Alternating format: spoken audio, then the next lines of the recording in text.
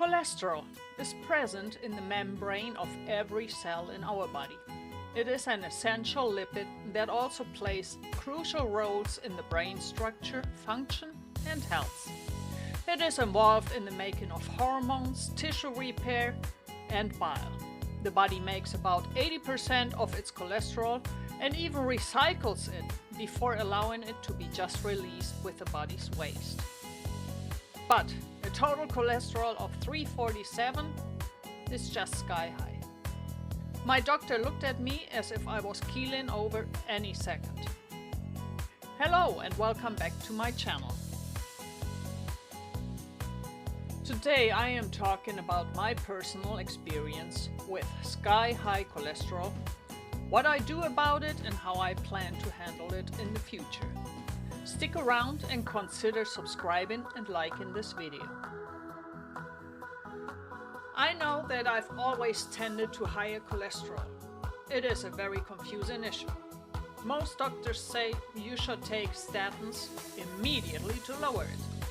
But I found out about the side effects like muscle pains, headaches, but also liver damage, muscle breakdown, and type 2 diabetes. Yikes to all of that. I also found out that most tests with statins were done on men only and the results extrapolated to women. In other words, there is no really hard science to tell how statins work in women. All that made me be very firmly decided to avoid statins, instead trying to find the root cause for my high cholesterol. I grew up in an area where there are more cows than people, and my diet was fairly high in protein and low in carbs. I was quite thin and couldn't gain weight for anything.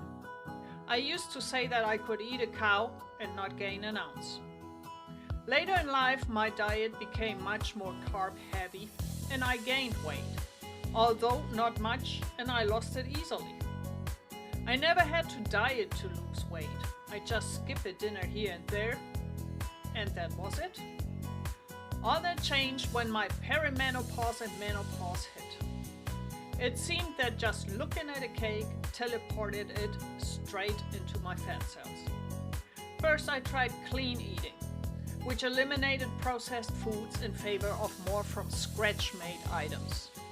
That was effective, but also very time-consuming and labor-intensive. I visited local farmers markets and came home with carloads of fresh produce. My weekends were used to convert these into my food for the week. Lab work done in October of 2015 showed me again with elevated cholesterol, an HDL of 81 and triglycerides of 120. LDL was 146. The doctor threatened statins, but I told him I'd lose a few pounds and we'd see what that did. I remember using oatmeal for the fiber content and lots of cardio. After a few months, we repeated the test, and although the cholesterol wasn't quite normal, I was obviously on the right way. Glucose was too high though. From that point on, I gained weight slowly but surely, and nothing I did seemed to make much of a difference. I could starve myself, lose a few pounds, and gain them right back when I thought relieved that I had gotten there and could carefully go back to normal eating. 1200 calorie diets are not sustainable in the long run, as I found out. I started to work out and do cardio to finance a higher calorie budget. That worked only as long as I kept at it and even increased the workout load progressively, while keeping a very close eye on my food intake. I developed an interest in nutrition and fitness, and at some point I came across Primal Health, and it made tremendous sense to me. I was hooked, but I think I still had my carb count way too high. An attempt at keto did magic and was easy to maintain. Sadly, I allowed too many well-meaning friends to talk me into some pasta here and a glass of wine there. And before I knew it, I had once again lost sight of the wagon. With the pandemic, I tried again the workout, cardio, and watch my diet theme, but it had become very hard to stick to. Until I heard about Dr. Berry, Dr. Baker, and Dr. Chaffee, and many others, and about carnivore. And I decided to try it, as it made a whole lot of sense to me. I do think we can't ignore that every being has its own diet. You wouldn't let your dog, obviously a carnivore, subsist on lettuce. That would be cruel. And I do think there is also a human diet that is ancestrally and genetically the best for us. Straying from our proper human diet, as Dr. Berry calls it, is punished with an ever-growing list of diseases and suffering. The weight started to come off with a carnivore diet and I felt absolutely great. A couple of months in, it was time for a physical, which I had skipped during the entire pandemic. My cholesterol came back sky high, and my doc again waved the statin flag in my face. Dr. Berry says that in his experience of all the people that start a carnivore diet, 1/3 maintains their cholesterol level, 1/3 experiences lower cholesterol levels, and 1/3 sees cholesterol going up. But I had no idea why I was in this third group. The lab report said I should check for familial hypercholesterolemia, FH for short, and I didn't really know what that was.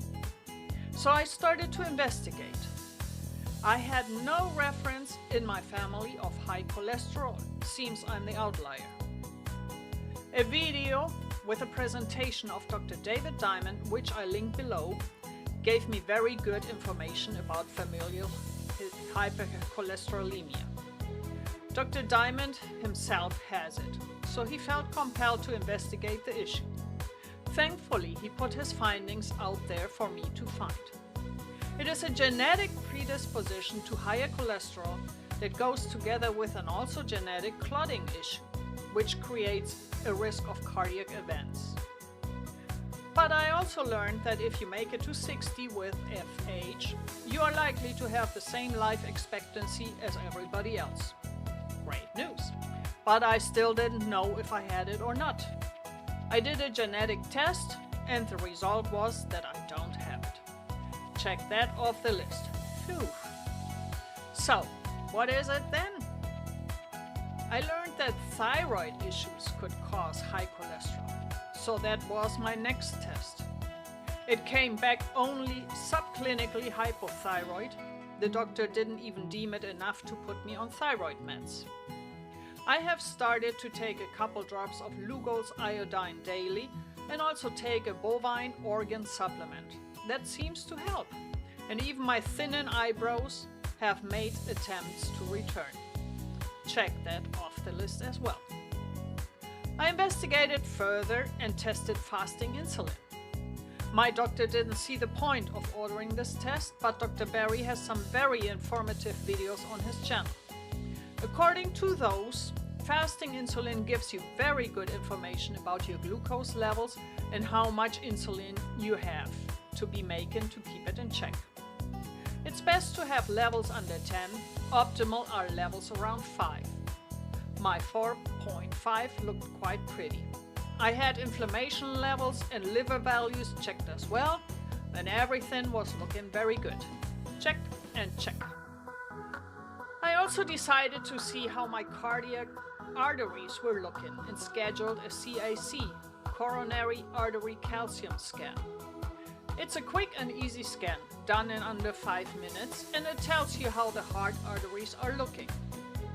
Surprisingly, the scan showed that I had a hiatus hernia, something I had no idea about. But it explained some occasional mild digestive symptoms I had tried to ignore. And my CAC came back at 39.2. A coronary calcium scan score of 100 or less indicates mild coronary artery disease. This score is considered low risk for future heart disease. But I was devastated that it wasn't 0. Then I heard about LMHR, lean mass hyperresponder.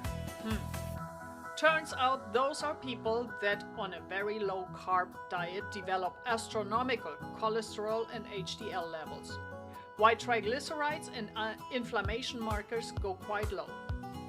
BMI is under 25, most are quite lean and athletic. They have LDL of 200 or higher, minus 237. Also high HDL over 80, minus 82, and triglycerides under 70, mine sits at 54. Dave Feldman, an engineer who is an LMHR himself, the only one in his family, was intrigued enough to study the issue and dedicate the past decade of his life to this. His documentary, The Cholesterol Code, is ready since February 7th, and I can't wait to hear on which streaming service it will be published. Also instrumental in his documentary was Dr. Nick Norwitz, a scientist that famously showed that Oreo cookies are more effective to lower cholesterol than statins. I will link that video also below. I soaked up information, getting a certification as a primal health coach on the way, and I tried to find what I should do about my own cholesterol situation.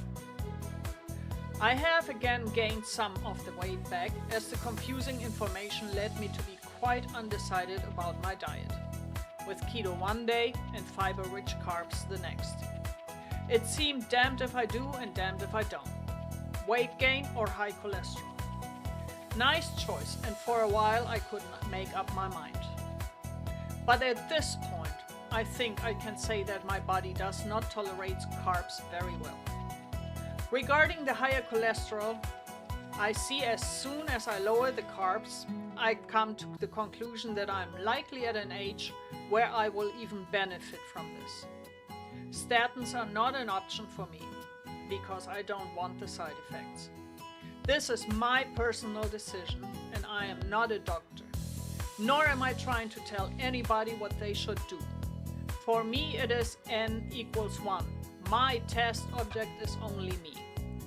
Please do your own investigation, consult with your healthcare provider and find your answer and way forward.